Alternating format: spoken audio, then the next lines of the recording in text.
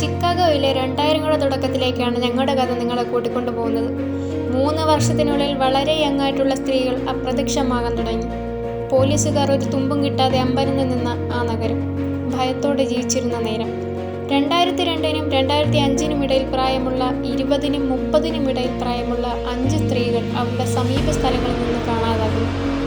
എല്ലാ മിസ്സിങ്ങിലും ഒരേ സൂചന. ഓരോ കാണാതാകുന്നതിൻ്റെയും അടുത്തായി ഒരു dark blue colour van report ചെയ്യുന്നു. മാധ്യമങ്ങളെല്ലാം ഉടൻ തന്നെ കുറ്റവാളിയെ ദ മിഡ് നൈറ്റ് വാനിഷർ എന്ന് വിളിച്ചു. സമ്മർദ്ദം വർദ്ധിക്കുന്നതോടെ ചിക്കാഗോ PD ഒരു പ്രത്യേക ടാസ്ക് ഫോഴ്സ് രൂപീകരിച്ചു. സാക്ഷികളെല്ലാവരും ഇടത് കവിളിൽ പാടുള്ള ഒരു മധ്യവയസ്കനെ കണ്ടതായി വിവരിച്ചു. എന്നാൽ വ്യക്തമായ തെളിവില്ലാതെ കേസ് തണുത്തു തന്നെ കിടന്നു ഒരു രാത്രി വരെ. അതോടെയെല്ലാം മാറി. 2005 ജൂലൈയിൽ സാറ മില്ലർ എന്നൊരു സ്ത്രീയെ ഒരു വാനിലേക്ക് വലിച്ചിഴച്ചു കൊണ്ടുപോകുന്നതിനിടയ്ക്ക് അവൾ കഷ്ടിച്ച് രക്ഷപ്പെട്ടു.